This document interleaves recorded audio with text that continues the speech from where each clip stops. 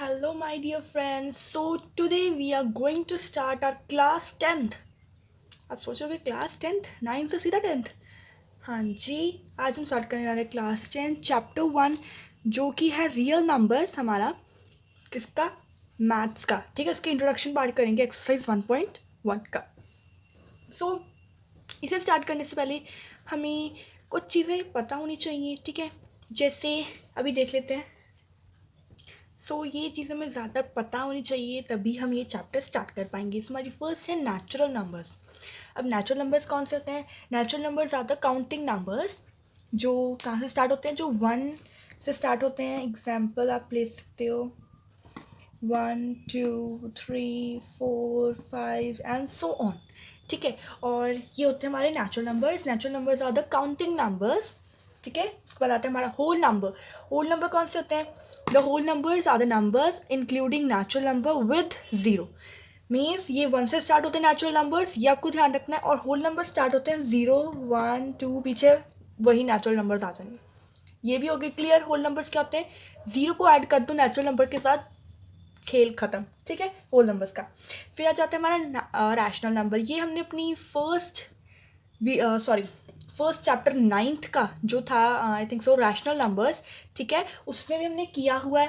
ठीक है, rational numbers का नेम का चैप्टर ही वही है ना। तो हमने रैशनल नंबर ये बताना है कि रैशनल नंबर क्या होते हैं। These are the numbers which in the form of p by q form, which are in the form of p by q form and where the q is not equal to 0।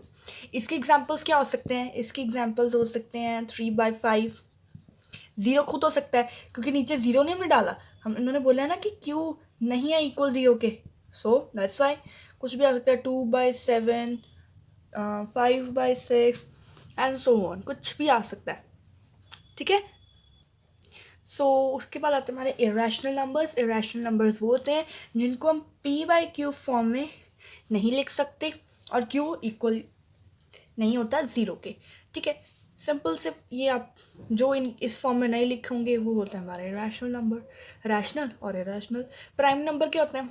बहुत easy है, जो अपने और अपने से, या फिर आप कह सकते हो 1 और नंबर इटसेल्फ,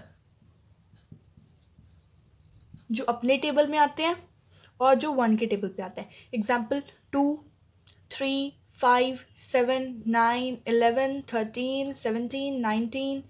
ठीक है, ये बहुत सारे एग्जाम्पल्स हैं प्राइम नंबर्स के। आपको छोटी क्लासेस में होते होंगे 7th 8th में, करेक्ट, 1 से लेके 100 तक। उसके बाद आ सकते हैं हमारे कंपोजिट नंबर्स। ठीक है, और भी होते हैं इवन नंबर्स, ऑड नंबर्स, और इन सबको मिलाकर क्या बनता है? Let's see that. और इन सब को मिलाकर हमारा बनता है real numbers. The collection of all the numbers, natural, whole, irrational, rational, prime, and so on, composite, real numbers, even numbers, odd numbers, इन सब चीज़ों को मिलाकर हमारे बनते हैं रियल नंबर्स। क्लियर? ये थिंक होगी क्लियर। इस चैप्टर का नेम ही क्लियर हो गया अब हमें, है ना। चलो अब हम आगे चलते हैं। अब हमारे चैप्टर की चैप्टर का हमारा फर्स्ट फॉर्मूला है, दैट इज डिविजन एल्गोरिदम, और आप कह सकते हो यूक्लिड डिवीजन लेमा। ठीक है, और इन्होंने आपको मैं बता देती हूँ अभी आपको, पेज नंबर 4 के ऊपर एल्गोरिदम और लेमा के बीच में डिफरेंस भी दिया हुआ है, वो भी आप रीड कर लेना ताकि आपको थोड़ा समझ आ सके। ठीक है, Euclid division algorithm and Euclid division lemma. इसे करने के लिए मेरा फर्स्ट स्टेप क्या होना चाहिए? Let's put down the steps. Step number 1, what we have to do. मैं आपकी बुक से बता रही हूँ, अगर आपके पास बुक अभी आपने परचेज कर ली है बुक से देख लेते हैं। ठीक है, apply Euclid division lemma to c and d, so we find whole numbers. First आपका फॉर्मूला क्या है? A is equals to B Q plus R, where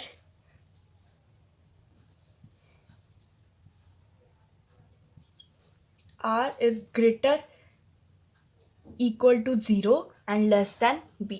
ठीक है, greater equal to 0 and less than B means, अब आप देखो यहाँ पर आप आपने डिवीजन मेथड किया होगा, करेक्ट। डिवीजन एल्गोरिथम क्या होता है, फर्स्ट ये देख लेते हैं। Dividend is equals to divisor and into quotient plus remainder. और ये जो फॉर्म है ना, ये यही है। ध्यान से देखो कैसे, मैं अभी आपको बताती हूँ, ठीक है। और ये आपको थोड़ा सा ध्यान रखना होगा, ये बहुत ही ज़्यादा इजी है।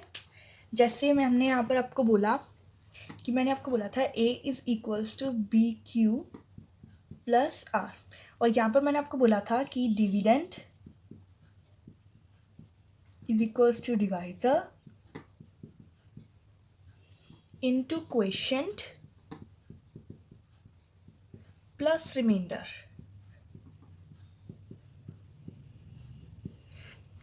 ये है क्या, जैसे हम डिवाइड कर रहे हैं, हम 10 को कर लेते हैं 500 से, सो 5 50 आ गया, ज़ीरो, ये ज़ीरो नीचे आ गया और वही ऊपर चल गया, ठीक है। ये हमारा आंसर आ गया। तो यहाँ पर ये डिविडेंड कौन सा है, डिवाइजर कौन सा है, क्वोशिएंट कौन सा, रिमाइंडर कौन सा है, हमने ये देखना है, ठीक है। सो हमारा डिविडेंड ये है, this is the dividend, this is the divisor, मैं लाइन वाइज बता रही हूँ। एंड क्वोशिएंट कौन सा होता है, ये वाला, और रिमाइंडर जो पीछे बचा हुआ है, ठीक है, ये वाला।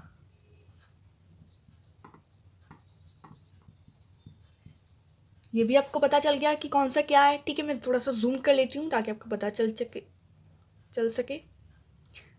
परफेक्ट, पता लग गया। सो हमने ये भी देख लिया। अब इसे हमें सॉल्व कैसे करना है, ठीक है, हमने ये तो पता लग गया। अब ये आपको बोला होगा कि इससे हमने ये कैसे फॉर्म किया, करेक्ट, ये भी देख लेते हैं। ए हमारा डिनोट करता है डिविडेंड को। डिविडेंड क्या होता है, सबसे बड़ा अक्षर। जैसे यहाँ पर 10 था, पर 10 से 500 तो बड़ा है ना, सो ये होता है हमारा डिविडेंड। मीन्स ए हमारा क्या शो करेगा, डिविडेंड, जो हमें बड़ा अक्षर गिवन होगा, बड़ा लेटर कोई भी वर्ड होगा, ठीक है, नंबर होगा, वो बड़े जौन सा बड़ा होगा उसको हमने ए मानना है, जो छोटा होगा उसको हमने बी मानना है, ठीक है, बी। और बी हमारा क्या है, डिवाइजर, और क्यू हमारा क्या डिनोट करता है, क्वोशिएंट।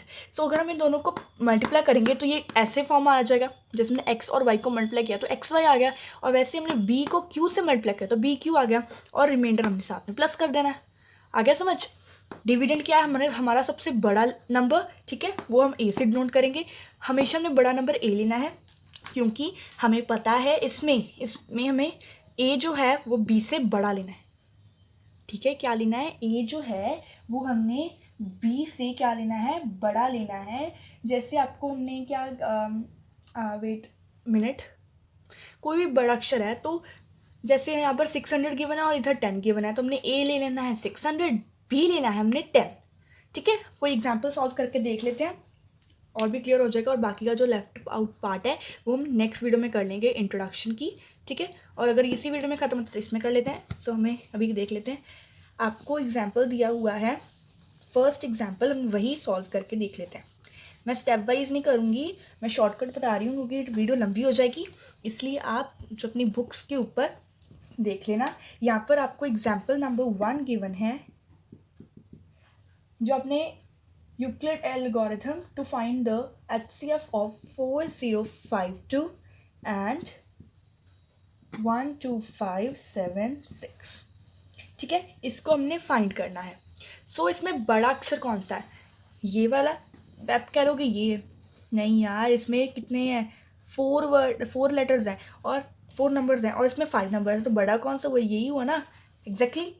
सो अब हम इसे सॉल्व करके देख लेते हैं, ठीक है।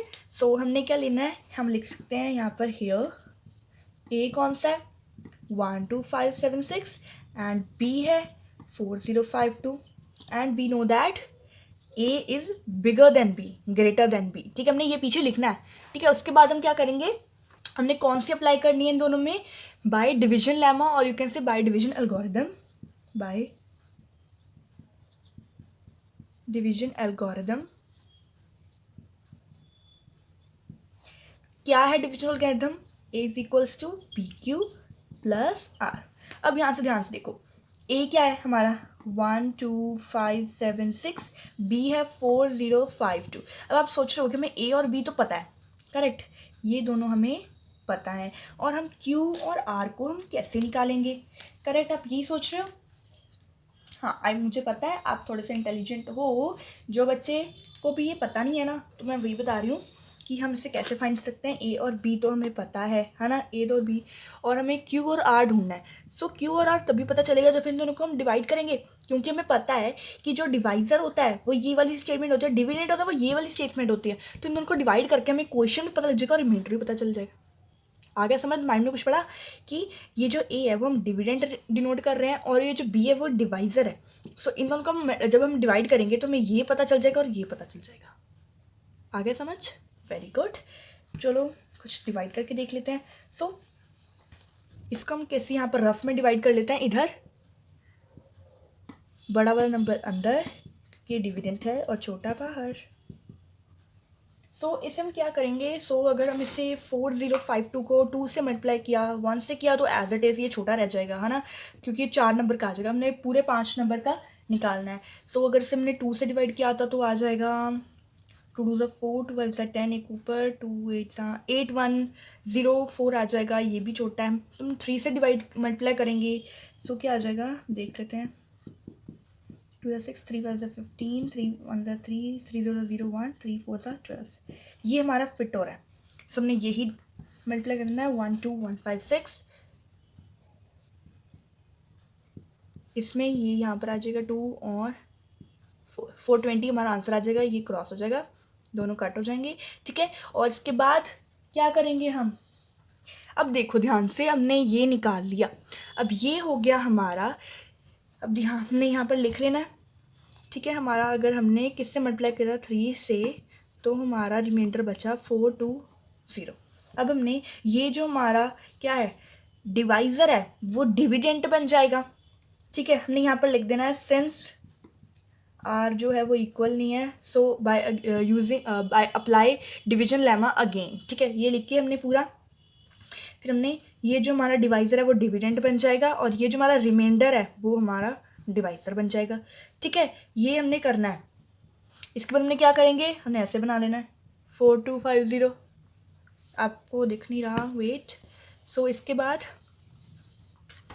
यहाँ पर लिख लेंगे हम 420, यहाँ पर 4252।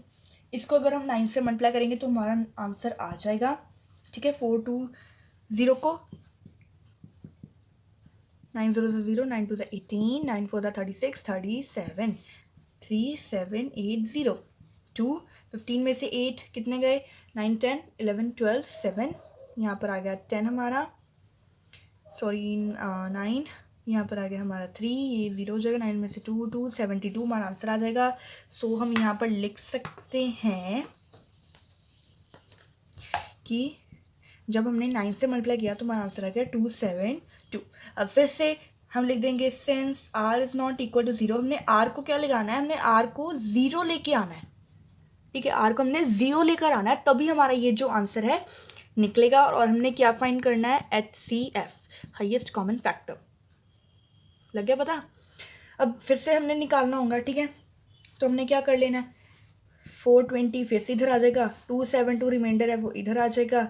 अब हम इन्हें मल्टीप्लाई करेंगे, जब हम इन्हें मल्टीप्लाई करेंगे हमारा आ जाएगा 1 से करेंगे, क्योंकि अगर हम इसे 2 से करेंगे तो ये ज़्यादा बड़ा हो जाएगा, और हमारा जो रिमाइंडर है वो बच जाएगा 148, ठीक है। हमने ऐसे ऐसे आगे स्टेप वाइज सॉल्व करते जाना है।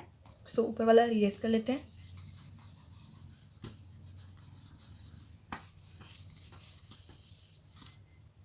ठीक है।